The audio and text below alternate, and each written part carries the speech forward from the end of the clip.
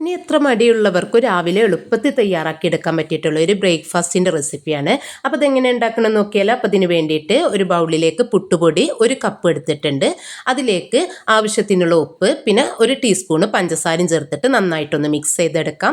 ഇനി ഇതിലേക്ക് ഞാൻ 1 കപ്പ് പാലാണ് ചേർത്തി കൊടുക്കുന്നത്. അത് ചേർത്തിട്ട് നന്നായിട്ട് തന്നെ മിക്സ് ചെയ്തിട്ട് നമുക്കൊന്ന് അടച്ച് വെച്ചിട്ട് ഒരു 15 മിനിറ്റോളം ഒന്ന് റെസ്റ്റ് ചെയ്യാനായിട്ട് മാറ്റി വെക്കാം. അപ്പോൾ ഇത് അടിച്ച് വെച്ചിട്ടുണ്ട്. അങ്ങനെ 15 മിനിറ്റ് ശേഷം ഒന്നും പാടെ നന്നായിട്ട് തന്നെ ഒന്ന് ഇളക്കിയെടുക്കാം.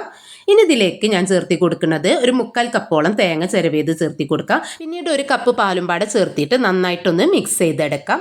ഇനി ഇത് ഞാൻ ഒന്ന് സ്റ്റീം ചെയ്തെടുക്കണം. അപ്പോൾ ഇഡ്ഡലി തട്ടിലാണ് കേട്ടോ സ്റ്റീം ചെയ്തെടുക്കുന്നത്. ഇഡ്ഡലി തട്ടിൽ നെയ്യ് തടവിന് ശേഷം അതിലേക്ക് ഇത് കുറച്ചായിട്ട് ഇട്ടിട്ട് ഒന്ന് ചെറുതായിട്ടൊന്ന് പ്രസ് ചെയ്ത് കൊടുക്കാം. അപ്പോൾ ഇതിന് പകരം നിങ്ങൾക്ക് സ്റ്റീലിൻ്റെ പ്ലേറ്റിൽ നെയ്യ് തടവിയിട്ട് അങ്ങനെയും ചെയ്തെടുക്കാം.